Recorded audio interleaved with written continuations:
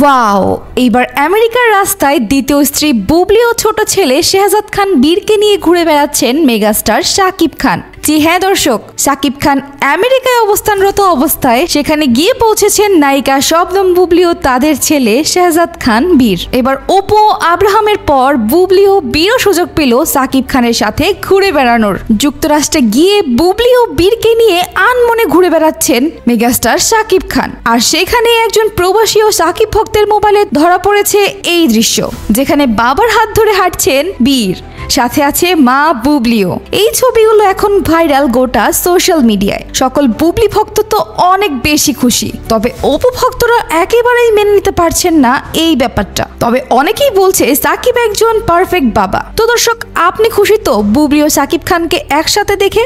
আপনারা কি চান তারা মিলে যাক? অবশ্যই একজন সাকিব ভক্ত হলে কমেন্টে জানাবেন। আর এরকমই আপডেট নিউজ সবার আগে পেতে চোখ রাখুন স্টার কথায়।